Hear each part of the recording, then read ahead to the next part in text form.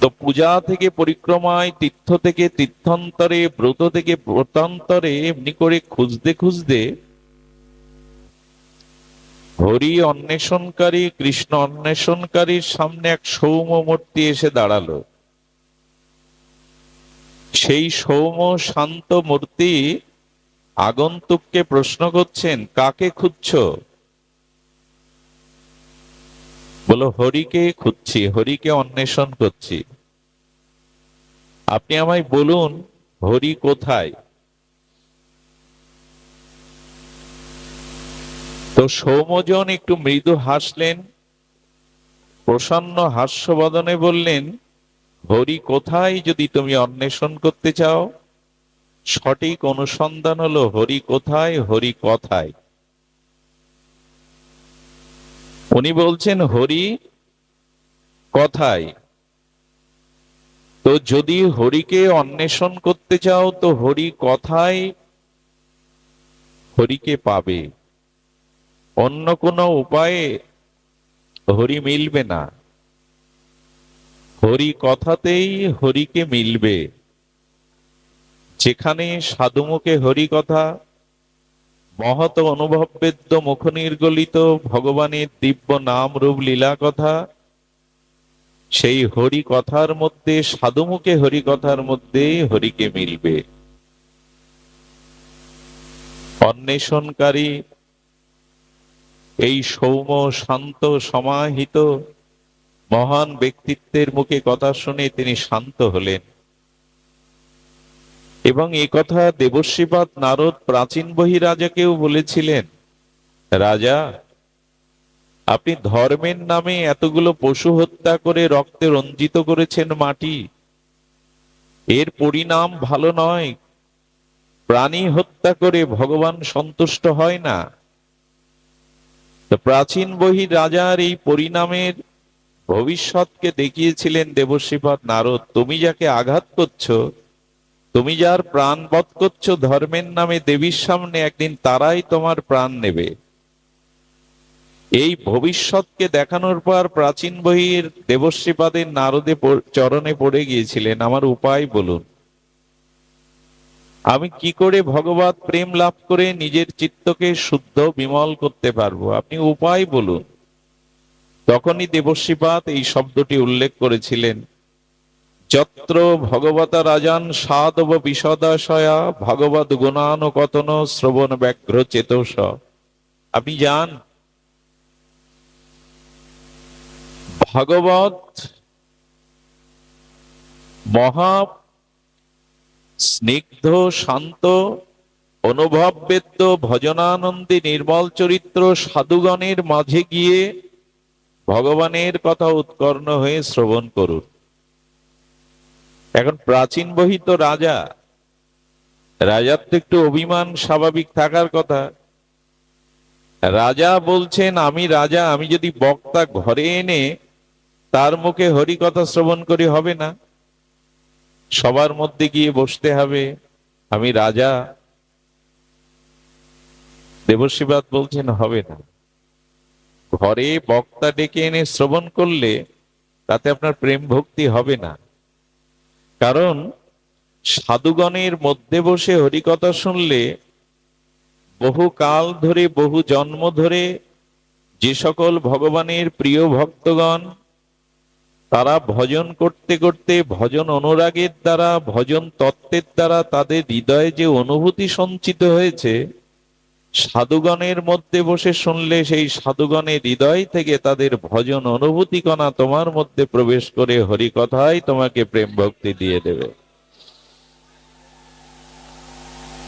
তুমি ঘরে বসে শুনলে হবে না। এই জন্য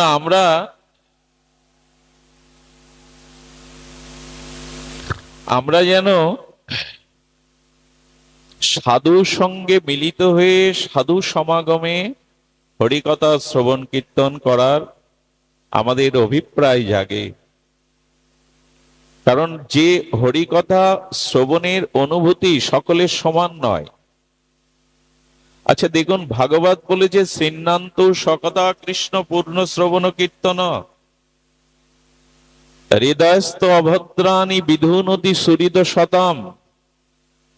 হরিকথা কর্ণমূলে প্রবেশ করলেই আর আমার চিত্ত বিশুদ্ধ হবে। দেখুন, এই ভাগবত যে ফলশ্রুতি শ্রবণাঙ্গ ভক্তির করেছেন, মাঝে মাঝে আমরা সংশয় পড়ে যাই। হরিকথা শ্রবণের দ্বারা চিত্ত শুদ্ধি হয় এবং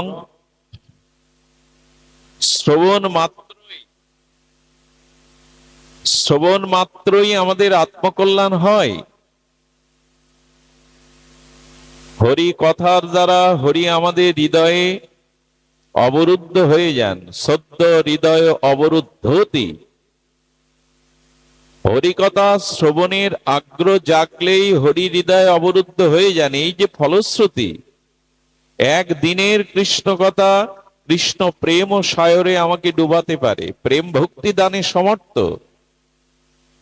কিন্তু এই যে হরিকথা আমরা শুনছি দিনের পর দিন, বছরের পর বছর, আমাদের সে ফলশ্রুতি কই? দেখবেন ঘুমন্ত মানুষের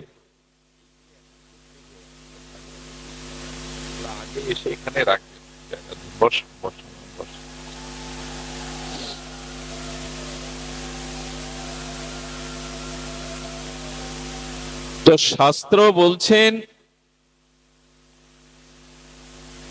কোন ঘুমন্ত মানুষকে দেখবেন, একটু লক্ষ্য করবেন, কিছু মানুষের নিদ্রা আছে, ঘুম আছে, যে অল্প একটু আওয়াজ হলেই, কোনো শব্দ হলেই ভেঙে যায়। ধ্যান দিন, এমন কিছু মানুষের নিদ্রা এত গাঢ়, সুগভীর নিদ্রা, যে সহজে ঘুম ভাঙে না। অন্য উপায় এবং বহুবিধ উপায় করেই তবে তার ঘুম ভাঙাতে হয়। আমরা তো রামায়ণে দেখেছি কুম্ভকর্ণের ঘুম ভাঙানোর জন্য বাজি বাজনা মাইকও লাগানো হলো। কারো ঘুম অল্প শব্দ হলেই ভেঙে যায়, কারো ঘুম এত সুগভীর সহজে ঘুম ভাঙে না। আর কিছু লোকের ঘুম আছে, ঘুম ভাঙে বটে, ডাকলে উঠেই আবার ঘুমিয়ে পড়ে। হরিকথা আমরা যারা শুনি, আমাদেরও এই লক্ষণ। কারো কারো একদিনের হরিকথায় আত্মচেতনা এসে যায়, ভগবত ভক্তির অতিমতি এসে যায়, একদিনেই অল্প ডাকেই ঘুম ভেঙে যায়। আমার মতো কিছু অভাগা জীব আছে যারা বহুদিন ধরে হরিকথা শুনছে, কিন্তু এই যে বহু ডাকাডাকিতেও ঘুম ভাঙে না তাদের। বহুকালের অলসতার গভীর নিদ্রা ভাঙতে চায় না। এতদিন হরিকথা শুনলাম, কিন্তু আবার কিছু মানুষ আছে জাগে, হঠাৎ করেই হরিকথা শুনে সংস্কার হয়, দীক্ষা নেই, মালা তিলক নেয়, প্রসাদ ভোজন করতে শুরু করে। কিন্তু কিছু লোকের অভ্যাস আছে ঘুম থেকে উঠে আবার ঘুমিয়ে পড়ে। জাগলো কিন্তু জেগে থাকতে অলসতায় ঘুমিয়ে পড়ে। আচ্ছা, হরিকথার যদি এত দিব্য মহিমা হয়, হরিকথা শুনলে যদি হরি হৃদয়কে অভদ্র জন্ম জন্মান্তরের পাপ মলিনতা সেগুলো নির্মল করে দেয়, তো আমার হচ্ছে না কেন? এক সাধুকেই জিজ্ঞাসা করা হয়েছিল মহাত্মাকে। তিনি বললেন, দেখো, কাপড়ের ধুলা ময়লা লেগে গেলে আর গঙ্গার জলে, রাধাকুণ্ডের জলে বা পুষ্করণীর জলে ধুয়ে দাও, ধুলোগুলো ধুয়ে যাবে। কিন্তু যে কাপড়ে অনেকদিন ধরে তৈল বা ঘৃত মাখানো, ওটা ঠান্ডা জলে চোবাতে গেলে আরো বেশি জড়িয়ে যাবে। আমার হৃদয় হলো অনন্ত জন্মের পাপ অপরাধের তেল ঘি মাখানো। হরিকথা শহরে চোবালে সহজে যাবে না। তবে কি করতে হবে? হরিকথা শুনতে থাকো, বিরতি দিও না। হরিকথা ক্রমোন্নতিতে শুনতে থাকো, ধীরে ধীরে ধীরে ধীরে তোমার ঘুম ভাঙবে। অনাদিকালের অবিদ্যা, অনাদিকালের তোমার চিত্তে পাপ দূষিত অভদ্র যেটি, সেটি ভগবানই ধুয়ে মুছে দেবে। হরিকথা শ্রবণ করতে থাকো, শ্রোতব্য, কীর্তিতব্য, স্মতব্য, ইচ্ছায়ত অভয়ম। মৃত্যু ভয় থাকবে না, শ্রবণ করো। হরিকথা সাধুমুখে শ্রদ্ধালু হয়ে শ্রবণ করো। আচ্ছা, শোনা এবং শ্রবণ করা কি এক? একটু ধ্যান দিন। শোনা, হরিকথা শোনা, শ্রবণ করা কি এক? একই তো শব্দ। শোনাও যা, শ্রবণও তাই, কিন্তু নয়। আচ্ছা, পশু পাখিগুলো, জন্তু জানোয়ারগুলো শুনতে পায় কিনা? ওদের সামনে হরিকথা বললে ওরা শ্রবণ করতে পারবে তো? শ্রবণ আর শোনা এক নয়। যেমন আপনি আপনি দেখছেন, অন্য জন্তু জানোয়ারেরও চোখ আছে, ওরা, ওদের দেখা আপনার দেখা এক কি? কারণ মানুষ যখন হরিকথা শ্রবণ করে তখন সেই হরিকথার প্রতি শ্রদ্ধা এবং বিশ্বাস দিয়ে সে কথা গ্রহণ করে। একে বলে শ্রবণ। যে শ্রবণের মাধ্যমে শ্রদ্ধা এবং বিশ্বাস অটুট ভাবে যুক্ত হয় তাকে বলে শ্রবণ। কারণ পশু পাখিরাও শোনে, ওদেরটা শ্রবণ নয়। আমরাও শ্রীবিগ্রহ দর্শন করি, কিন্তু ওখানে শ্রদ্ধা থাকে, বিশ্বাস থাকে। আর শ্রদ্ধা বিশ্বাসের সহিত দেখাকে দর্শন বলে। জন্তু জানোয়াররা দেখে, দর্শন করতে পারে না। এই জন্য হরিকথা শুনতে হবে শ্রদ্ধা এবং বিশ্বাস সংযুক্ত করে। ওই যে বললাম, এটা কাহিনী নয়, কথ সুখম স্থপয়তি। যা শ্রবণ করলে আমার চিত্তমন অনির্বচনীয় আর পরম আনন্দময় চমৎকারিত সুখে আমার চিত্ত সুখের দ্বারা ভাসমান হবে। সেই অনন্ত ভগবানের নাম রূপ লীলা অনির্বাচনীয় সুখ সাগরে ভাসিত হবে, ভাসমান হবে। এরই নাম কথা। এবং দেখুন, আমরা যে শ্রবণের কথা বললাম, এই শ্রবণ যদি শ্রদ্ধা এবং বিশ্বাসের সহিত হয়, তখনই আপনার জীবনে ভক্তির পথ শুরু হয়। ভগবানের সাথে আমাদের সাক্ষাৎকার গুরুদেব করিয়ে দেন, সেটাও শব্দের দ্বারা। আমরা জীবনে যা কিছু প্রাপ্ত হই তা শব্দের দ্বারাই। এই জন্য এই শব্দ ব্রহ্ম, এই রস ব্রহ্ম, সাক্ষাৎ ভগবানের অক্ষর বাগময়ী শ্রী এই হরি কথায় আমাদের কর্ণে প্রবেশ করে ভক্তিকে জাগিয়ে দিতে পারে। এই জন্য সমস্ত নিখিল শাস্ত্র এই হরিকথা শ্রবণের উপরেই আমাদের বারবার জোর দিয়েছেন। শ্রবণ করো। ছিন্নান্তু সকতা কৃষ্ণপূর্ণ শ্রবণ কীর্তন। অভদ্র যা কিছু তা চলে যাবে, শ্রবণ করো। আচ্ছা, লক্ষ্য করুন, শ্রবণ করলেই ভগবানের প্রীতি হবে না। অনেকেরই হয় না, মাদিষ্য জীবের হয় না। কেন হয় না? আচ্ছা, আমাদের কর্ণে শত্রুর কথাও শুনি আমরা, আমার প্রিয় বান্ধব মিত্রর কথাও শুনি। তো শত্রুর কথা যখন শুনি, আর মিত্র বা অভিন্ন হৃদয়ে সুজিনি, যিনি আমার আপনজন, পুত্র, শরীরজন, নিজজন, তার কথা শোনার, শত্রুর কথা শোনা বা শ্রবণ করা, দুটোই তো শ্রবণ। দুটো এক হয় কি? কি হয়? প্রিয়জনের কথা শুনলে আনন্দ হয়, সুখ হয়, হয় কি না? কিন্তু শত্রুর কথাও তো কথা। শত্রুর গৌরব যদি আমার সামনে কেউ করে, শত্রুর প্রশংসা যদি কেউ করে,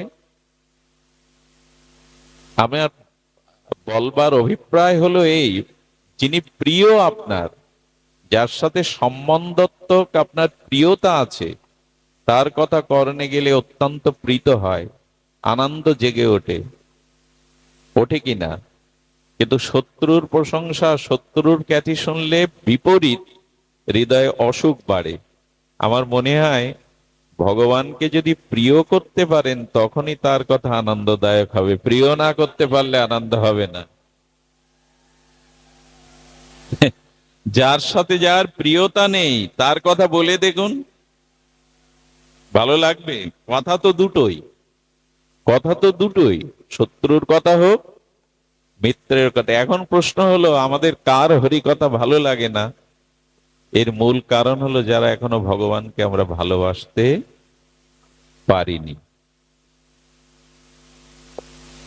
যাকে ভালো লাগে তার কথা শুনতে, এমনকি তার কথা শোনার দরকার হয় না। আমি আগেও বলেছি, একবার এক যুবক দেখি সাইনবোর্ডের দিকে বারবার তাকাচ্ছে, বিড় বিড় করে কি পড়ছে।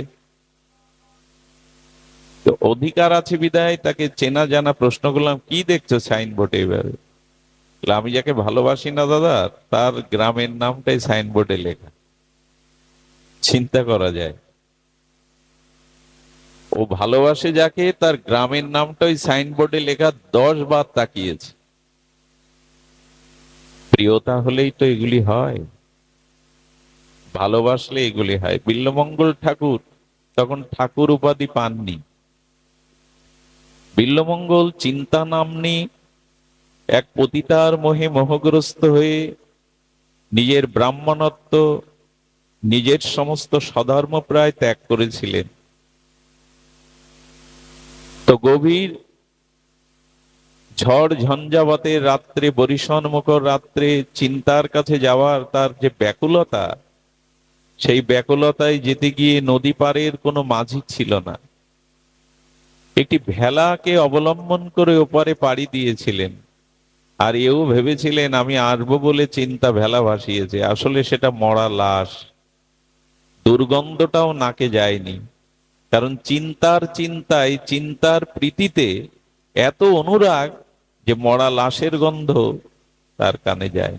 সাপটাকেও দড়ি ভেবে পার হয়ে গেছে। ভালোবাসা না থাকলে এগুলো হয়? ভগবানকে যারা ভালোবাসে, ভগবানের কথা শুনলেই তাদের ভিতরে চমৎকারিত্ব, আনন্দ জেগে ওঠে। এই জন্য মহাত্মারা বলেছেন, সাধনার প্রথম পর্বে হরিনামটা বেশি করে করতে হয়। শ্রী হরিনামটা নিলে চিত্ত শুদ্ধ হয়, আর চিত্ত শুদ্ধ হলেই ভগবানের প্রতি প্রিয়তা যখনই আসে তখন তার কথাতে আমাদের প্রীতি হয়। এই জন্য নিবেদন করব, আচ্ছা, ভগবানের প্রতি প্রীতি সঞ্চার হরি কথার দ্বারাই হয়। কেমন জানেন? আচ্ছা, বহুদিন ধরে আপনি যার গুণ বা মহিমা শ্রবণ করছেন, যার গুণ ও মহিমা, যার সচ্চরিত্র, এগুলি বহুদিন শুনতে শুনতে কি জাগে বলুন তো মনে?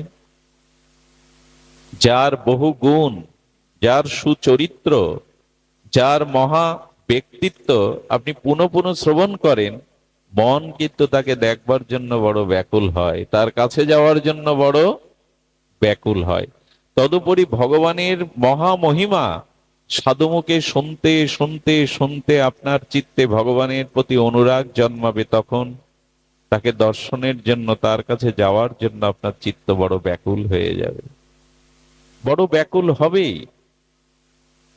এই জন্য শাস্ত্রে বলেছেন, সাধুমুখে হরিকথা শ্রবণ করো। এটাই প্রেম ভক্তি লাভের ক্রম। তো আমরা হরিকথা শ্রবণের আজকে কি শ্রবণ করব? বিষয়ী মানুষ ভাগবত প্রসঙ্গে যথার্থ প্রসঙ্গ আনার একটু সমর্পিত হই, যেটা সমর্পণ বলা হয়েছে। আমরা যেটাকে আরো একটু সাধু ভাষায় শরণাগতি বলি। একটু শরণাগতি, এটা সমস্ত সাধনার অন্তিম স্তর। শরণাগতি হলো সমস্ত সাধন মার্গের অন্তিম স্তর। একথা ভগবান সার্বভৌম গীতাতেও শেষে এসে বলেছেন। অর্জুনও শেষে এসে শরণাগতি স্বীকার করেছেন।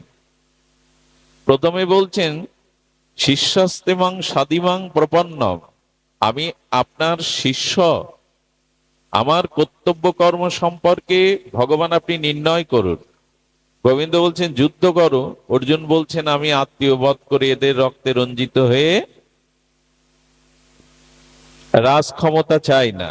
আচ্ছা, একদিকে বলছে আমি তোমার শিষ্য হলাম, আর একদিকে গোবিন্দের কথা উনি শুনছেন না যে আমি যুদ্ধ করব না। এটি কি শিষ্য গ্রহণ করা হলো? আনুগত্য গ্রহণ করা হলো? কিন্তু ভগবান শেষে এসে যখন বললেন সর্বধর্মান পরিত্যাজ্য মাম একাং শরণাং ব্রজ, তখন অর্জুনের উত্তর বদলে গেল। অর্জুন তখন বলছেন নষ্টমোহ স্মৃতিলব্ধা, আমার মোহ নষ্ট হয়ে গেছে, আমি স্মৃতি ফিরে পেয়েছি, এখন করিষ্যে বচনান্তক, এখন আমি আপনার কথা পালন করব। এই জন্য কর্ণের রথের চাকা মৃত্তিকার অভ্যন্তরে প্রবেশ করলে কর্ণ যুদ্ধ করতে সমর্থ নয়, রথের চাকা তুলবার জন্য চেষ্টায় রত।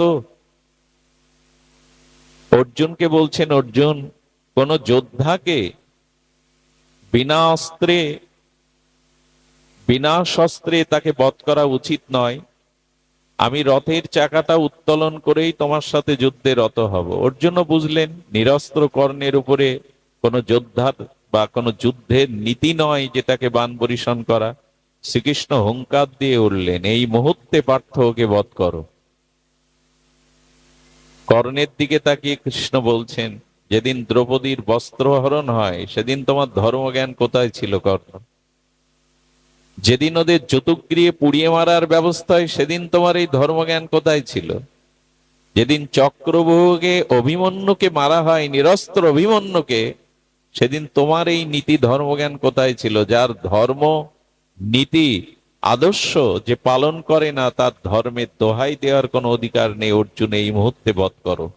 আততায়ীকে বধ করলে পাপ নেই। অর্জুন সেটা শুনলেন।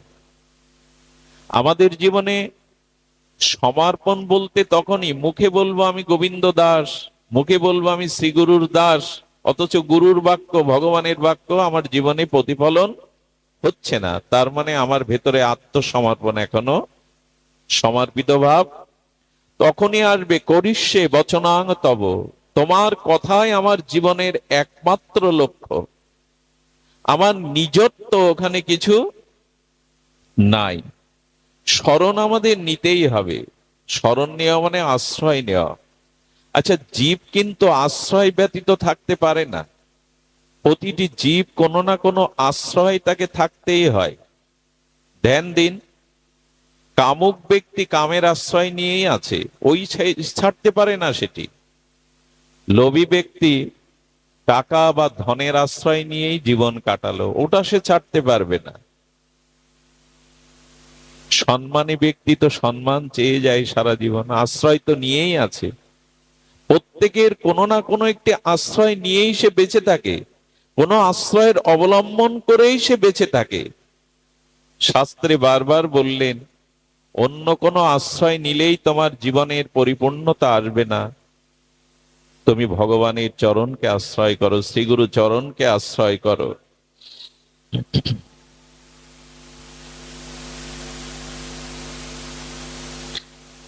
তুমি ভগবানের চরণের শরণাগত হও।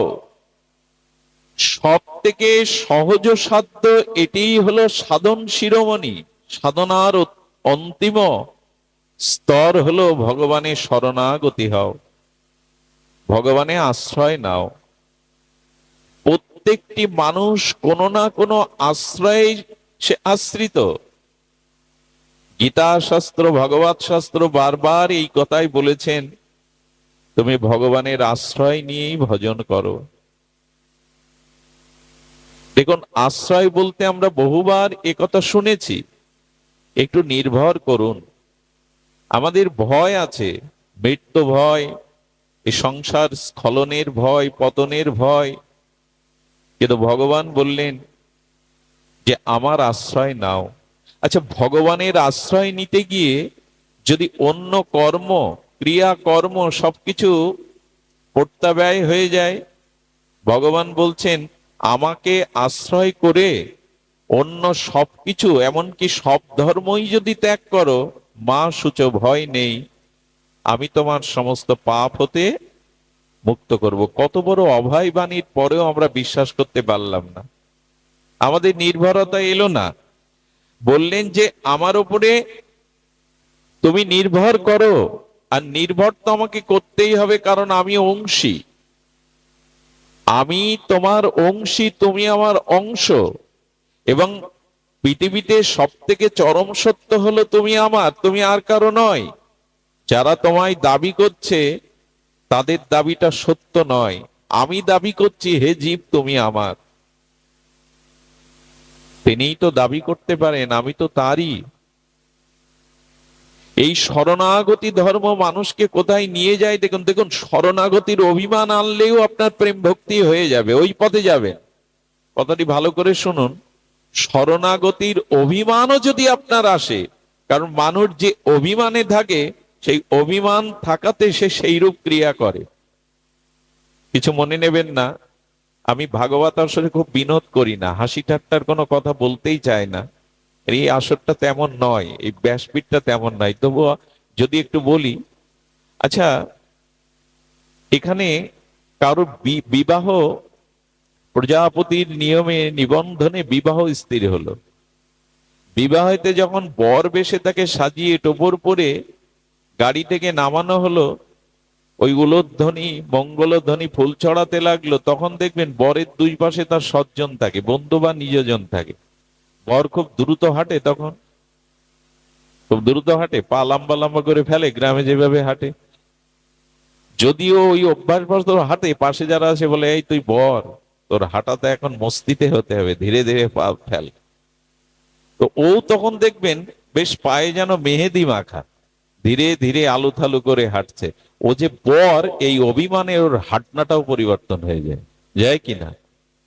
তো তখন ওর হাঁটাটাও পরিবর্তন করে।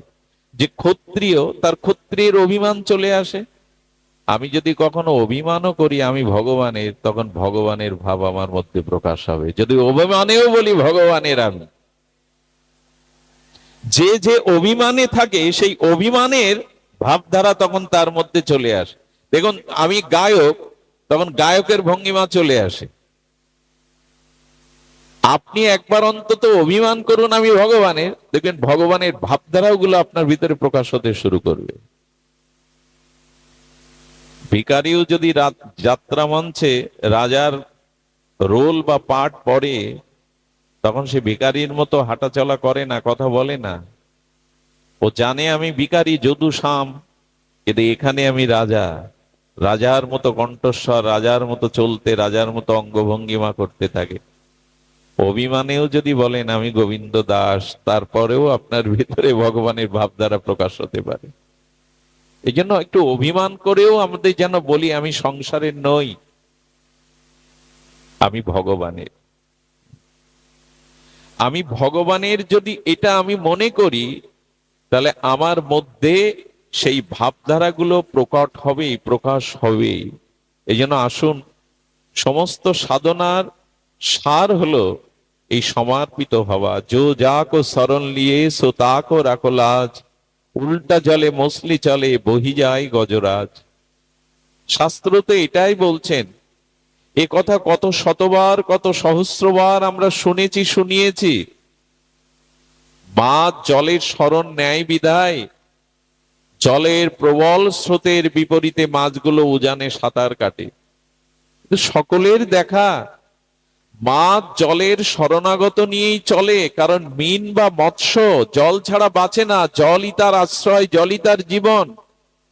তাই জলের প্রবল স্রোতের বিপরীতে মাছগুলো আনন্দে সাঁতার কাটতে কাটতে দেখবেন উজানে যায়।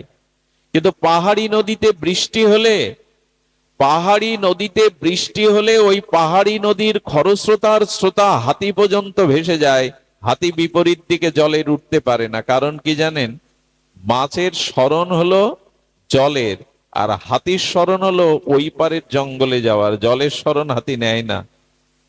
হাতির শরণে আছে ওই পারের জঙ্গলে উঠবো, আর মাছের শরণ আছে জলই আমার জীবন।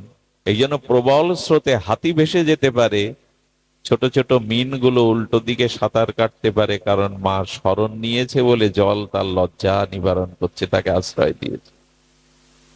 जो जाको शरण लिए सो राखो ताको लाज, उल्टा जले मछली चले বহি যায় গজরাজ। এই জন্য শাস্ত্রে বলেছেন শরণ নাও। যদি শরণ নিতে পারো তাহলে তিনি তোমার মান রক্ষা করবেন। শেষের দিনেও হাত বাড়িয়ে তোমাকে নিজ চরণে স্বরূপ ধামে নিয়ে নেবেন, ভুল হবে না তার। তবে একটা অনুরোধ করি, অনুরোধটা হাত জোড় করেই করি, গলে কাপড় আছে, হাত জোড় করেই করি। জগতে ভগবান শ্রী গুরুদেবের মহতের বৈষ্ণবের শরণ নিন, শরণাগতি নিন, কিন্তু সংসারের অর্থ বলুন, সম্পদ বলুন, একে যদি প্রবল ভাবে এর আশ্রয় নেন, তা আপনাকে ব্যথা পেতে হবে। কারণ অর্থ আপনাকে ভালোবাসতে পারে না, আপনি অর্থকে ভালোবেসেছেন। আপনি অর্থকে আশ্রয় দিয়েছেন, কিন্তু অর্থ আপনাকে আশ্রয় দিতে পারে? অর্থ তো চলে যায়, এত কষ্ট করা অর্থ চলে যায় রোগ শোকে, শত্রুর হাতে। ও আপনার জন্য, ওর ভিতরে কোনো অনুরাগ আছে তো, ভালোবাসা আছে তো, যে তুমি কষ্ট করে আমায় রোজগার করেছিলে, আমি চলে যাচ্ছি? অনুরোধ করব, আর কতকাল অর্থ বিত্ত সম্মানের শরণ নেবেন? অনুরোধ করছি, টাকা আপনাকে ভালোবাসতে পারে না, আপনিই টাকাকে ভালোবেসেছেন। টাকা আপনাকে আশ্রয় দিতে পারে না, আপনার আশ্রয়ে টাকা আছে। তো যাকে এত ভালোবেসেছেন, রোজগার করেছেন, ও আপনার মর্ম বোঝে না, ও ভালোবাসতে জানে না, ও জড়। বাড়িটাও তাই, আর যদি বলি সংসারটাও তাই। সংসার কাউকে ভালোবাসেনি, সংসারে ভালোবাসাই নাই, ভালোবাসার অভিনয় মাত্র দেখা যায়। এখানে আসলে নিজেকেই নিজে সকলে ভালোবাসে, আর আপনাকে ভালোবেসেছে এই জন্য, নিজে সুখী হওয়ার জন্য। আপনাকে সামনে রেখে, আপনাকে ভালোবেসে সে সুখ পায়, তাই আপনার প্রতি ভালোবাসার অভিনয় করে। এ পৃথিবী ভালোবাসতে জানে না। এ পৃথিবীতে প্রকৃত ভালোবাসা ভগবানের কাছে ছাড়া কারো কাছেই নাই। এই জন্য এই জগতে জড় বস্তুকে ভালোবেসে, বাড়ি গাড়ি সম্পদ অর্থ, একে আমরা ভালোবেসে জীবন কাটালাম। কিন্তু মনুষ্য জীবন, দেখুন, এই মনুষ্য জীবনের মান্যতা আমরা এখনো উপলব্ধি করতে পারিনি। মনুষ্য জীবনের মান্যতা যদি উপলব্ধি করতে পারতাম, ভগবানকে ভজন না করে পারতামই না। কারণ মনুষ্য জন্মের মুখ্য উদ্দেশ্য হলো ভগবৎ প্রাপ্তি। অন্য কোনো প্রাপ্তির জন্য আমাদের এই জন্ম নয়। একথা কতবার, শতবার, সহস্রবার আমাদের কর্ণে গেছে, উপলব্ধি আসেনি। মনুষ্য জন্ম ভগবৎ প্রাপ্তির জন্য, ভগবৎ ভজনের জন্য, এটাই মুখ্য। কিন্তু আমাদের জীবনে এই উপলব্ধি আসেনি। ভালো যাদের বাসলাম, এক সময় এই উপলব্ধি আসবে, ভালোবাসা যথার্থ জায়গায় আমি নিয়োগ করিনি, ভালোবাসাকে আমি অপমান করেছি, ভালোবাসা যেখানে দেওয়ার আমি দেইনি। এই জন্য বর্তমান বিশ্বে মানুষ দেখবেন ভালোবেসে আঘাত পেয়ে বলে, আর কাউকে ভালোবাসবো না, আর কাউকে মন দেব না। একথা ওই বিদ্রোহ করে, যাকে ভালোবেসেছিল না, সেই ভালোবাসাটাই বিদ্রোহ করে বুকের মধ্যে থেকে এই কথা বলিয়ে নেয় আপনাকে, আর কাউকে মন দেব না, আর কাউকে ভালোবাসবো না। কেউ ভালোবাসার মর্যাদাই দিতে পারে না, দিবে তো না। এই জন্য ভগবান বলছেন, ভালোবাসাটুকু আমায় দাও, আশ্রয় নিতে হয় তো আমায় নাও। আমি প্রকৃত আশ্রয় তত্ত্ব, আর কেউ আশ্রয় তত্ত্ব নয়। এই জন্য জীবনে ভাগবত থেকে এইটুকু উপলব্ধি করতে হবে যে আসুন, ভগবানের চরণে শরণাগতি হলো আমাদের সব থেকে সহজতর, স্বাভাবিকতর, শ্রেষ্ঠ প্রেম ভক্তি ভগবান লাভের উপায়। ভগবান লাভের এটাই উপায়। এই জন্য শরণাগতি সম্পর্কে আমরা বহু শ্রবণ করেছি। দেখুন, একবার আমাদের, তিনি জন্মন্ধ, তো জন্মন্ধ এই সাধু 7 বার তীর্থ পরিক্রমা করেছে, গয়া কাশী প্রয়াগ। 7 বার অন্ধ ব্যক্তি, তাও সাথে কাউকে নেয়নি। একদিন প্রয়াগে এক যুবক তাকে জিজ্ঞাসা করছে, হে মহাত্মা, হে মহাত্মা, আপনি 7 বার, এমনকি গোমুখ পর্যন্ত গেছে। আপনারা গোমুখের পথের কথা শুনলে ভয় পাবেন, 1 হাত পথ, সর্বদা বৃষ্টি হয়, ওই পথে যাওয়া যায় না।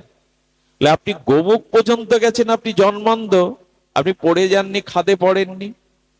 কয়েকবার প্রশ্ন করার পরে যুবককে এই অন্ধ সাধু জিজ্ঞাসা করছেন, আশেপাশে কোনো খানাখন্দ আছে দেখো তো, পাহাড়ি পথ? বলছে আছে। বলে ওইখানে আমায় নিয়ে চলো হাত ধরে।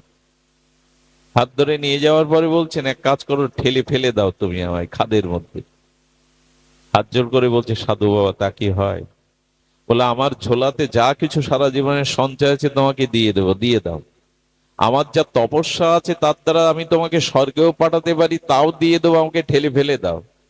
বলে, সর্বস্ব দিলেও আমি আপনাকে খাদে ঠেলে দিতে পারি না। বলেন, বেটা উত্তর তো ওঠাই, 5 মিনিট আমার সাথে থেকেছো, আমাকে একটুখানি ভালোবেসেছো, এই জন্য সর্বস্ব দিলেও তুমি আমাকে খাদে ফেলবে না। এতটুকু ভালোবাসায় যদি তোমার এই বোধ আসে, যাকে জীবন দিয়ে প্রেম অনুরাগ দিয়ে ভালোবেসেছে সে আমাকে কি ফেলে দেয়? সে আমাকে কোনোদিন ফেলে দেবে না।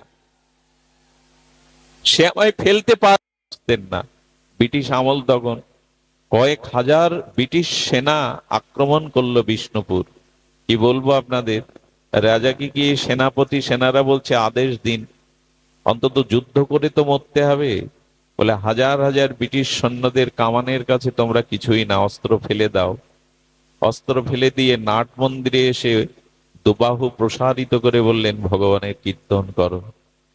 এরকম হয়তো রাজা তিনি, কত বড় বিশ্বাস বা ভগবানের প্রতি তার শরণাগতি থাকলে বললে, অস্ত্র ফেলে দাও, অস্ত্র ফেলে দিয়ে ভগবানের দিব্য নাম সংকীর্তনে রত হও।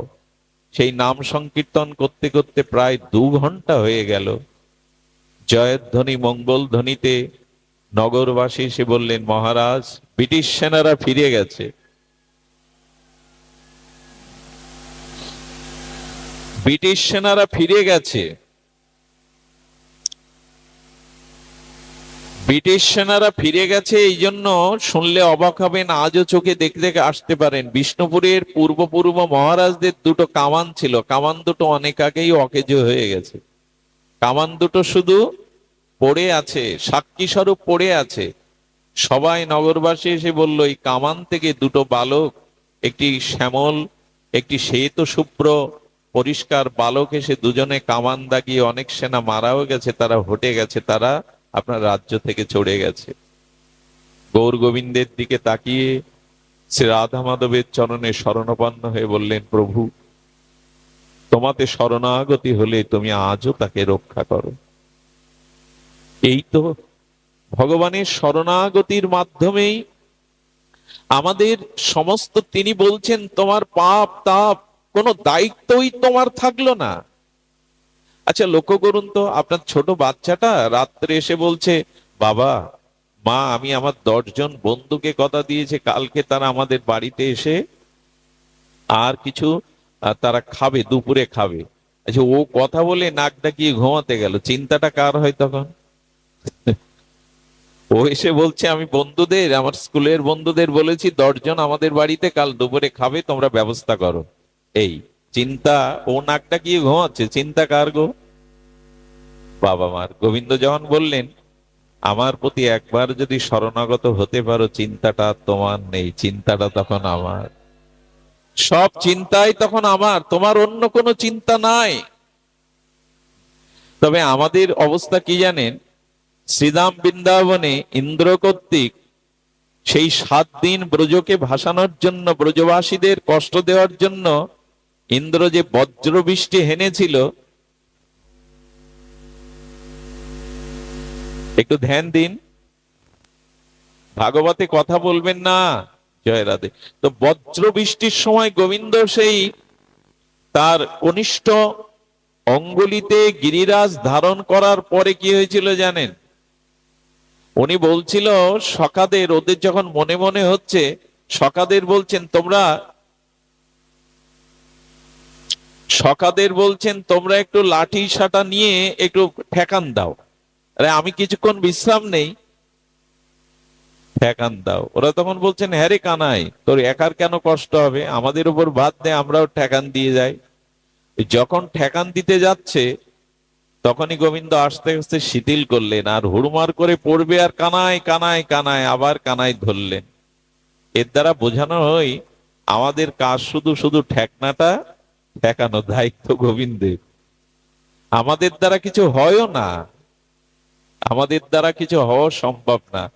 তিনি ধরবেন, তবে হ্যাঁ আমি তোমার চরণে শরণ নিলাম, এইটুকু ঠেকাটা দিতে হবে, বাকি দায়িত্ব শ্রী গোবিন্দের। অন্ধ সুরদাস তার একটা জীবনীতে আছে, উনি জন্মান্ধ। এত সুন্দর ভজন করতেন প্রিয়া প্রীতমের বৃন্দাবনে, যে মাঝে মাঝে গোবিন্দ মন্দির থেকে এসে ওনার কুঠিরের সামনে বসে ভজন শুনতেন। রাধারানী মাঝে মাঝে বলে, হঠাৎ করে দুপুরের এই অলস দুপুরে তুমি কোথায় যাও শ্যাম? বলে, জানো, সুরদাসের ভজন আমার হৃদয়কে বড় আনন্দ দেয়। বলে, তুমি যখন যাও আমাকে একদিন নিয়ে যাও। বলে, তোমার আবার একটু সমস্যা আছে নিয়ে যাওয়ার। দেখুন রাধারানীকে গোবিন্দ কি উপাধিতে ভূষিত করছেন। বলে, তুমি গেলে সমস্যা ঘটতে পারে, তোমার এত করুণায় ওর দৃষ্টি তুমি ফিরিয়ে দিতে পারো। তুমি তো যাকে তাকে করুণা করো, তোমাকে এই জন্য আমি নিয়ে যাই না। বললো, আজ আমাকে নিয়ে যাও। শ্যামসুন্দর রাধারানীকে নিয়ে বাবাজির কুঠিয়ার সামনে এসে বসেছে। সুরদাস তার সুরমূর্ছনায় গোবিন্দ ভজন, সেই যে হৃদয় উচ্ছ্বারিত মধুর সুর মূর্ছনায় সুরলহরীতে সুর আলাপে যখন সুর ধরেছেন, রাধা মাধব মোহিত হয়ে গেছেন। যখন মোহিত হয়ে গেল, হঠাৎ করে আজ দেখছে এই গন্ধ তো আমার নাকে কখনো আসেনি। আজকে কি এলো? যার জন্য গাওয়া, যার জন্য গান, সে কি এলো দুয়ারে? হঠাৎ করে তখন ওর মনে হয়েছে যে না, হঠাৎ করে মনে হয়েছে যে না, হয়তো প্রিয়া প্রীতম আসতে পারে। হঠাৎ করে সঙ্গীত গাইতে গাইতে বাইরে বেরিয়ে পড়েছে। যেই বাইরে বেরিয়ে পড়েছে লাঠি নিয়ে, বুঝতে পেরেছে, বুঝতে পেরেছে লাঠি নিয়ে বাইরে বেরিয়েছে। বেরোনোর সাথে শ্যাম শ্যামা প্রিয়া প্রীতম ওর পেছনে পেছনে চলেছে। হঠাৎ করে ইচ্ছা করেই সুরদাস জানতো সামনে একটা বড় লাঠি দিয়ে চলতো, তো একটা খাদ আছে, সে খাদ গর্তের মধ্যে ইচ্ছা করেই পড়ে গেছে, দেখি প্রিয়া প্রীতম এলো কিনা। যেই পড়ে গেছে, গোবিন্দ বলছে চলো। গোবিন্দ বলছে চলো। বলে, চলবো মানে? আরে, তোমার ভক্ত পড়ে গেছে, তুমি চলতে বলছো? আরে ওকে যেভাবে হোক তোলো। বলে, এই জন্য তো তোমায় আনতে চাইনি, যাকে তাকে দেখলে তোমার করুণা উঠলে ওঠে। আরে সুরদাসকে ব্রজে সকই চেনে, ওকে কেউ না কেউ তুলবে, আমরা তুলতে গেলে ধরা পড়ে যাব। রাধারানী বলে, তুমি গেলে যাও, আমি বাবাকে এখানে ফেলে রেখে যেতে পারবো না। এই হলো রাধা ঠাকুরানী। কি করলো জানে? গোবিন্দ তখন বলছে, তো তুমি উপায় করো। রাধারানী নিজের 19-এর আঁচলটা দিয়ে দিলেন। বাবাজি এটা ধরো, বাবাজি এটা ধরো বললে ওই 19 বস্ত্রখানা নেওয়ার সাথে সাথে গন্ধে বুঝতে পেরেছেন এটা ঠাকুরানীর। এমন দিব্য গন্ধ হতে পারে না, প্রসাদী গন্ধ। জড়িয়ে ধরেছে। শ্যাম সুন্দর টানছে আর রাধারানী শ্যামের হাত ধরে টানছে। শরণাগতি ভক্তের জন্য এও ভগবান করে। যখন উপরে উঠলো না, যখনই উপরে উঠলো না, তখন বিবেককে বলছে, বিচারকে বলছে, নে, আজকে ইচ্ছা করেই চরণ, যখন যুগল এসেছে, চরণটা জড়িয়ে ধর। এই এই সুযোগ হয়তো পাবি না। যেই টান দিয়ে উপরে উঠেছে, ইচ্ছা করেই উনি চরণটা জড়িয়ে ধরেছে। যেই চরণটা জড়িয়ে ধরেছে, সঙ্গে সঙ্গে বলছেন, ছেড়ে দাও। ছাড়বো না। বলো, বলো, তুমি প্রিয়া প্রীতম এসেছো, একবার একবার অন্তত তোমাদের দেখতে চাই। বলে, দেখো বাবা, তুমি তুমি এক কাজ করো, আমাদের ছেড়ে দাও। বলেন, ছেড়ে দিতে পারি। একবার একবার একটু তোমাদের মাধুর্য যুগল মূরতি দর্শন করতে চায়। রাধারানী, গোবিন্দ ইশারা করছে, রাধারানী কোমল হস্ত চোখে বুলিয়ে দিলেন। যেই যুগল মাধুর্য মূর্তি দর্শন করলেন, প্রেমে মূর্ছিত হয়ে পড়লেন। মূর্ছিত হওয়ার পরে যখন চেতনা ফিরল, রাধারানীকে কি বললেন জানেন? হে ঠাকুরানী, হে প্রীতি প্রতিমা, হে করুণাময়ী, তুমি আমাকে আবার অন্ধ করে দাও। আরে, দৃষ্টি ফিরে পেয়েছো, আমাদের দেখেছো, আবার অন্ধ হতে চাইছো কেন? কেন চাইছি জানো? যে চোখ দিয়ে তোমাদের যুগলকে দেখেছি, এই চোখ দিয়ে জগতের আর কিছু কোনোদিন আমি দেখবো না। ওই রূপ আমি হৃদয়ে দেখবো, আর কোনো কিছুই আমি এ চোখে দেখবো না। তো শরণাগত ভক্তের জন্য ভগবান এও করেন, সর্বদা এরূপ করেন। এই জন্য আমি বলবো যে আমাদের অন্য কোনো সামর্থ্য নাই, ভজন সাধন করে গোবিন্দকে পাবো এই সামর্থ্য আমাদের নাই। কত যুগ যুগান্তর যোগী ঋষি মণিগণ তপস্যা করে যোগ অবলম্বন করে তাকে পায় না, আমরা কি করে পাবো? ভগবান এই জন্য এই কলিযুগে বিশেষত বলেছে শরণাগতির কথা। আমাকে শরণ নাও, আমার চরণে আশ্রয় নাও। এই জগতে একমাত্র আশ্রয় তত্ত্ব তিনি, ভগবানের আশ্রয় ব্যতীত আমরা নির্ভয় হতে পারি না। পরীক্ষিত মহারাজের এই সপ্ত দিনে তিনি সর্বস্ব অর্পণ করে দিয়েছিলেন হরিকথার কাছে, শ্রী গুরুদেবের কাছে। এই জন্য তিনি গোবিন্দ দুর্লভ চরণ পেয়ে গেলেন। শরণাগতি ধর্ম আমাদের সর্বোচ্চ সর্বত্র সাধনের স্তরের অবধি শেষ সীমা, এখানেই আসতে হবে। আর শরণ কাকে নেব? শরণ কাকে নেব? গুরু মহারাজ বলেছিলেন গোবিন্দকে রাধারানীকে কেন স্মরণ করতে হবে জানেন? আমি আগেও বলেছি, শুনিয়েছি আপনাদের। এই তল্লাটের যদি একজন স্বনামধন্য ব্যক্তি থাকে, হাজার হাজার ভূ সম্পত্তির মালিক, মান সম্মান, এই সমাজে অনেক উচ্চ কক্ষায় তিনি, পেছনে হয়তো 10-20 জন লোক তার সর্বদা সাথেই থাকেন, পেছনেই চলেন। কেউ বা ছত্র ধরেন, কেউ বা তার চলার পথ মসৃণ করেন। এই ব্যক্তিটা যদি পক্ষাঘাতগ্রস্ত হয়ে আর কোনো ঘটনার কারণে পড়িত হয়ে থাকে, মলমূত্র বিছানায় ত্যাগ করতে থাকে, তখন দেখবেন ওই স্বনামধারী ওই লোকটার এত উপাধি, এত ব্যক্তিত্ব, কিন্তু ধীরে ধীরে ধীরে ধীরে সজ্জনগণ আর তার খোঁজ নিতে আসবে না। পুত্র পরিজন বিশেষ প্রয়োজন ছাড়া তার কাছে আসবে না। আচ্ছা, তার একান্ত বাল্য বন্ধু যদি তার কাছে আসে, আর সে যদি বলে বন্ধু আমি তো ওই ব্যক্তি, সেই সম্মান, সেই নাম, সেই ব্যক্তি এখনো এই দেহে আছি, এক কাজ করো আমি এত স্বনামধন্য, আমাকে 2 লাখ টাকা নিয়ে কিনে তোমার বাড়ি নিয়ে যাও। বন্ধু বলবে না, আমি কিনবো কি? তুমি যদি বিপরীতে আমাকেও 2-5 লাখ টাকা দাও, তোমার এই পচা গলা, এই মলমূত্র ত্যাগ করা দেহ আমি আমার বাড়ি নিয়ে যাবে কি কেউ? তখন ওর মনে হলো আমাকে গ্রহণ করবার তো কেউ নেই এখন। বন্ধু বলছে আমি উল্টে তাকে টাকা দিলেই এই যে মলমূত্র ত্যাগ করা দেহটা কে নেবে? আমি একবার একটা বাস্তব চিত্র দেখেছিলাম। এক ডাক্তার বাবু খুব আদর করে তার সন্তানকে শিক্ষিত করেছিলেন, বড় করেছিলেন। ডাক্তারবাবুর প্রারব্ধে কি ছিল জানি না, উনি প্রায় 1 বছর পড়েছিলেন ওই খাটেই মলমূত্র ত্যাগ করতেন। একদিন একটা দৃশ্য দেখে হাউমাউ করে কেঁদেছিলাম। বুঝেছিলাম এই জগৎকে ভালোবেসে খুব বেশি কিছু পাওয়া যাবে না। ওই ছেলেটা কি করতে জানেন? ওই ছেলেটা ওই যে ময়লা মলমূত্র দুর্গন্ধ পিতার কাছে যেত না, একটা মোটর সেট করেছিল। সেই মোটরের বড় পাইপ দিয়ে 10 হাত দূর থেকে ওই জলের ফোয়ারা দিয়ে পরিষ্কার করতো। ওই চোখে মুখে যখন লাগতো চিৎকার করতো, চিৎকার করতো এইভাবে জল না দিতে, ওইভাবেই দিত। সেদিন বুঝেছিলাম স্নেহ, মমতা, ভালোবাসার মূল্য এই সংসারে কেউ দেয় না। আচ্ছা, তখন যদি বলে আমার বন্ধু আমাকে নেবে না, আমার পরিজন আমাকে নেবে না, আমি পড়ে রয়েছি মলমূত্রগ্রস্ত, গোবিন্দ তখন তোকে আমি একমাত্র আছি এখনো নিতে পারি, আমি একমাত্র আছি তোকে নিতে পারি। একবার তুই প্রাণ উজাড় করে বল গোবিন্দ আমি তোমার, আমি তোকে ত্যাগ করব না, আমি এখনো আছি তোমাকে নেওয়ার জন্য, আমি এখনো আছি। ভগবান তাকে ছেড়ে যান না, ভগবান কাউকে কখনো পরিত্যাগ করেন না। আমি দৃষ্টান্তে আপনাদের বহুবার বলেছি, যদি মাদিশ মহা কোনো অপরাধে ব্রাহ্মণ, শুদ্ধ ব্রাহ্মণ, সদাচার সম্পন্ন উপবিধারী ব্রাহ্মণ বৈষ্ণবকে যদি অপরাধ করা হয়, মলমূত্রের কীটও যদি হয়, মহাপাপী মহা অপরাধে, সবাই ত্যাগ করবে, কিন্তু মলমূত্রের মধ্যে কীটের মধ্যেও আত্মারূপে ভগবান আমাকে জড়িয়ে ধরে থাকবেন।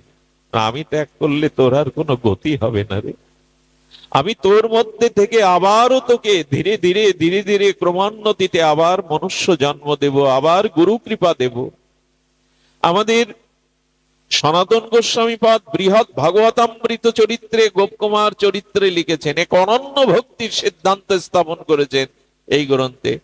বৃহৎ ভাগবতামৃতে গোপকুমার যখন বৈকুণ্ঠে গেল, বৈকুণ্ঠের বিলাসমূর্তি শ্রীমান নারায়ণ উঠে নাচতে লাগলেন।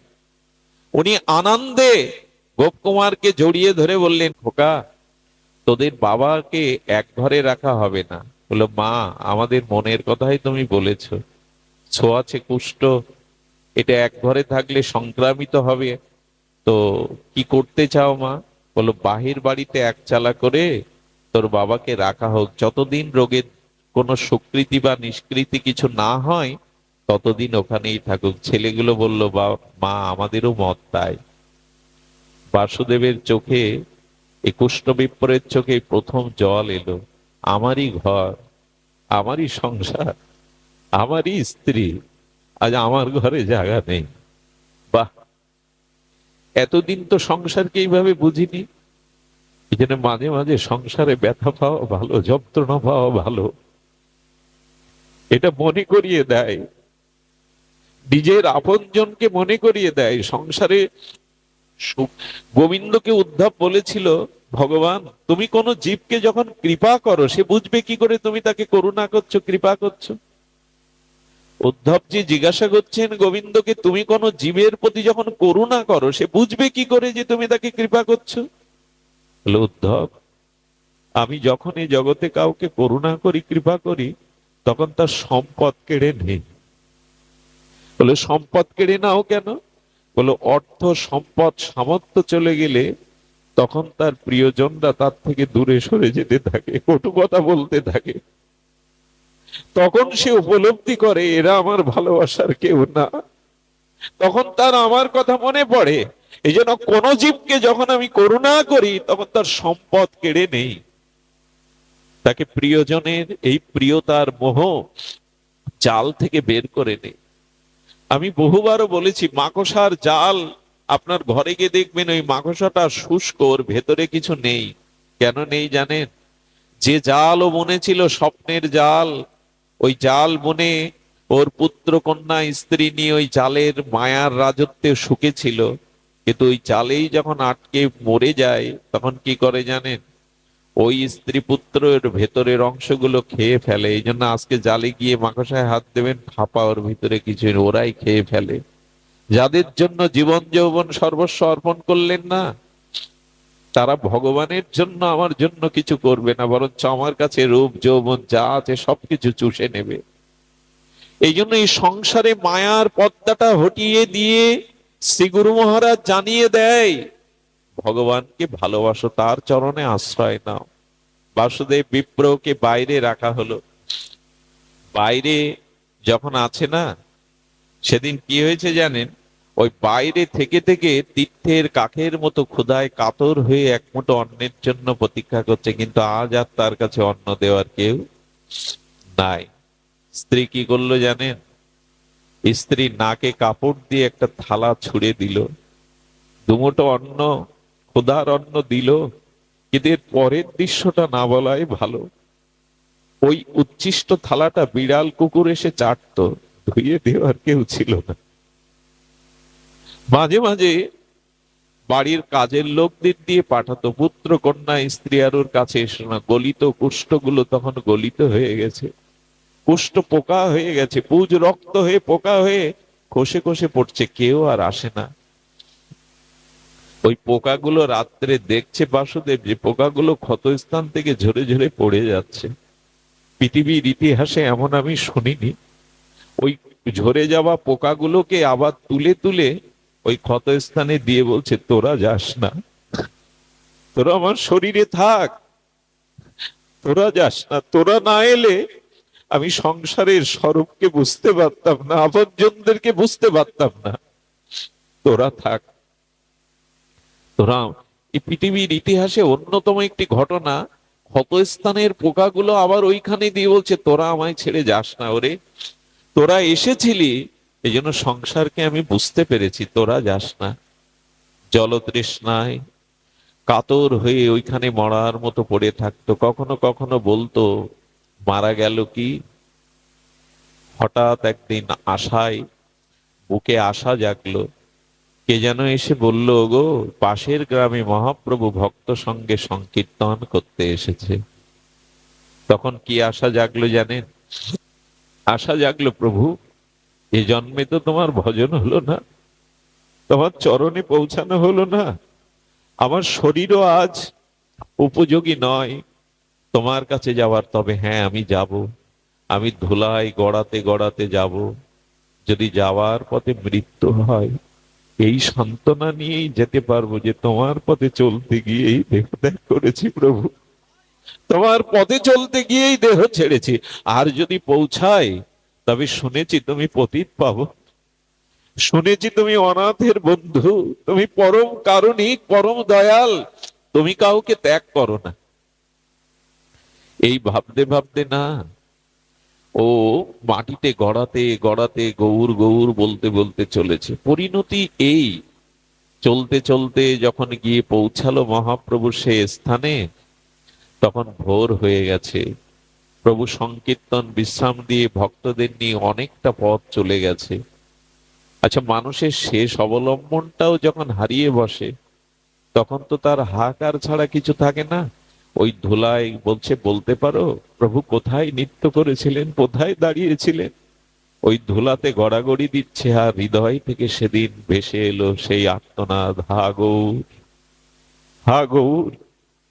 এই ডাক যখন ওখান থেকে হৃদয় থেকে শত উচ্চারিত হলো, অনেক দূরে মহাপ্রভু চলে গিয়েছিলেন সাঙ্গ পাঙ্গ ভক্তদের নিয়ে। হঠাৎ প্রভু দাঁড়িয়ে বললেন, ওগো কে যেন আমায় ডাকছে গো, কে যেন আমায় ডাকছে।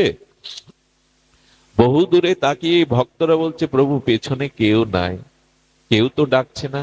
না গো, কে যেন আমায় ডাকছে, জানো, যেন সব হারিয়ে হা গৌর বলে আমায় ডাকছে। এ ডাক কানে শোনা যায় না, এ তো হৃদয়ের ডাক। আজও তিনি শোনেন। কেউ যখন ডাক শোনার থাকে না, কেউ যখন আহ্বানে সাড়া দেয় না, শরণাগতি ভক্তকে গোবিন্দ ওইভাবে সাড়া দিয়ে তিনি সাড়া দেন। কে যেন আমার হৃদয় দিয়ে ডাকছে, পথ ছেড়ে দাও। দৌড়াতে দৌড়াতে মহাপ্রভু এলেন। ধোলায় ধূসারিত কুষ্ঠ ব্যাধিগ্রস্ত বাসুদেব বিপ্রের সমস্ত গায়ে ক্ষত ক্ষত, পোকাগুলো ঝরে ঝরে পড়ছে। মহাপ্রভু করুণায় দুহস্ত বাড়িয়ে বলছেন, বাসুদেব কই, এমন মিষ্টি করে তো কেউ অনেকদিন হয় ডাকেনি। বাসুদেব ফিরে তাকিয়ে দেখেন শ্রীকৃষ্ণ চৈতন্য ভগবান দাঁড়িয়ে। প্রভু এসেছো তুমি? হ্যাঁ, তুমি তো ডাকলে আমায়, যেন একবার যে আমায় ডাকে তার কাছে না গিয়ে আমি পারি না। এসো বাসুদেব। না প্রভু, ওখানে দাঁড়াও, আর এসো না। এই পচা গলা কুষ্ঠ ব্যাধি পুজ রক্তময় এই অপবিত্র শরীরের বাতাস লাগলে তোমার তপ্ত কাঞ্চন প্রেমময় তনু কলঙ্কিত হবে, আর এসো না প্রভু। মহাপ্রভুর যে উত্তরটা ছিল তা বড় হৃদয় গ্রাহী। বাসুদেব যদি কাছেই না আসতে দেবে, বুকে না নিতে দেবে, তবে গৌর বলে কেন ডাকলে?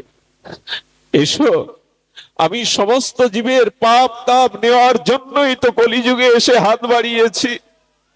অনন্ত জন্মের পাপ অপরাধ যা থাকুক, এসো আমার কাছে এসো। মহাপ্রভু গিয়েই বাসুদেবকে গাঢ় প্রেম আলিঙ্গন দিলেন,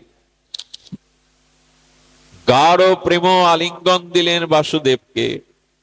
আর মহাপ্রভুর সেই পরশ স্পর্শে, পরশমণির স্পর্শে বাসুদেবের সেই মুহূর্তে সমস্ত কুষ্ঠ ব্যাধি দুর্বিত হয়ে আর সুটম পূর্ণ যৌবনময় তপ্ত কাঞ্চন অঙ্গন পেয়ে গেল। গৌর চরণে সেই যে সমর্পিত হলো, আর কি গৃহে ফিরে যাওয়া হয়নি গো, আর গৃহে ফিরে যাওয়া হয়নি। এই জন্য আপনাদের একান্ত নিবেদন করব, আসুন, অনাথের নাথ তিনি। যদি কেউ না থাকে সংসারে, কেউ আশ্রয় না থাকে, শ্রী ভগবান আছেন, আমি তার, তিনি আমার। এই মন্ত্রই সার, মামেকং শরণং ব্রজ, একমাত্র আমার শরণ নাও। আজও শ্রীধাম বৃন্দাবনে গহীন অরণ্যের মধ্যে কিভাবে লুকিয়ে আছে সাধুরা, তাদের একমাত্র শরণাগতি তার। দেখুন, এই দেহ, এই রূপ যৌবন, আপনাদের এই বৃহত্তম ফরিদপুরে এক ডাক্তার ছিলেন, শুনুন সেই ঘটনা। এই ডাক্তারবাবু, তিনি মেডিকেলে পাশ করার পরে তার প্রফেসর তাকে ডাকলেন। আপনারা জানেন, ডাক্তারি শিখতে গেলে না অনেক ধৈর্যের পরিচয় দিতে হয়। আপনারা জানেন শবচ্ছেদ ঘর আছে। শবচ্ছেদ মানে লাশ কাটা ঘর। তখনকার দিনে উন্নত ব্যবস্থা ছিল না। কত দিনের লাশ ওর মধ্যে পড়ে আছে, প্রফেসর স্যার যেতেন, গিয়ে নূতন যারা ডাক্তারি পাশ করেছে তাদের হাতে ছুরি তুলে দিতেন, এই লাশটা কাটো, কিডনিটা এখানে, হ্যাঁ লিভার এখানে। এগুলো প্রত্যক্ষ শবচ্ছেদ ঘরে গিয়ে ওদের কাটতে হতো। কি বলবো, ছুরি হাতে নিয়ে যখন ঢুকেছে তখন সে কি দুর্গন্ধ, অনেক দিনের পচা গলা লাশ। ডাক্তার তো কত পরীক্ষা দিতে হয় তাদের, প্রফেসরদের সামনে, শিক্ষকদের সামনে, বলেন এই লাশটাকে কাটো। সেই পচা গলা লাশটাকে যখন ছুরি চালিয়েছে, কি বলবো, অনন্ত কোটি পোকা, এর বিকট দুর্গন্ধ। ওর সামনে এই পোকাগুলো যখন বেরিয়ে পড়লো, হাত থেকে ছুরি পড়ে গেল। কি গো, মনে মনে তখন আর এক পরীক্ষা দিচ্ছেন উনি, এই নাকি শরীর, এই অনন্ত কোটি পোকা, এটাই শরীরের পরিণাম। তবে যখন আমি জানতে পেরেছি আর দেরি নয়, আমি যখন জানতে পেরেছি আর দেরি নয়, উনি কি করলেন জানেন? বাড়ি এসে ডাক্তারি ছেড়ে দিয়ে চলে গেলেন শ্রীধাম বৃন্দাবনে, সিদ্ধ মনোহর দাস বাবাজির চরণ আশ্রয় করলেন। অনেক উপরে উঠেছিলেন মানুষটা, অনেক উপরে। গুরুদেবকে বলেছিলেন, প্রভু শরীরের পরিণামকে আমি বুঝেছি, শরীরের আমাদের এরকম হয় না, আমরা মাঝে মাঝে এগুলো দেখি বটে, এটা আমাদের চেতনা ফিরে আসে না। উনি পেরেছিলেন। আর একদিনের ঘটনা শুনেছিলাম, আমাদের প্রাতঃস্মরণীয় পরম বন্দনীয় চরণ, আমাদের বড় পণ্ডিতজির মুখে, তার নামটা নিতেও আমি অযোগ্য মনে করি, কিন্তু বড় পণ্ডিত বলে ডাকি। উনি বলেছিলেন, একজন ঘোর কামুক ব্যক্তি বিবাহ করেছিলেন সুন্দরী রমণীকে, এই বাংলাদেশেরই ঘটনা। তো তিনি তার স্ত্রীর প্রতি এত মোহ যে 2-3 বছরে পিত্রালয়ে যেতে দেয়নি তার স্ত্রীকে। তো সেই মেয়েটার পিতা অসুস্থ, তিনি মৃতপ্রায়, মুমূর্ষ। বাড়ি থেকে সংবাদ এলে হাত জোড় করে বলল, দাও, আমার বাবাকে দেখবার জন্য একবার অনুমতি দাও, মরে গেলে জন্মদাতা তো আর দেখতে পাবো না। ওর চোখের জল দেখে দয়া হলো, পালকি ডেকে আনলো, দেখে বললো যাবে, দেখে চলে আসবে। যখন কিছু দূর গেল না, কিছু দূর যাওয়ার পর বলছে, না, ওকে ছেড়ে তো আমি থাকতে পারবো না। দূরে গিয়ে বললেন, পালকি ফেরাও। সত্য ঘটনা শুনুন, মোহ কাকে বলে, যে কতটা ব্যথা লাগে মেয়েটার বুকে।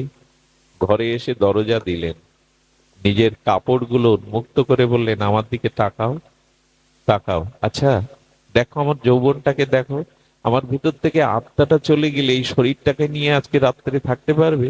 ভালো করে তাকাও, পশু কোথাকার, ভোগী কোথাকার, এই শরীরের দিকে তাকাও। আত্মা চলে গেলে এই শরীরটাকে নিয়ে থাকতে পারবে?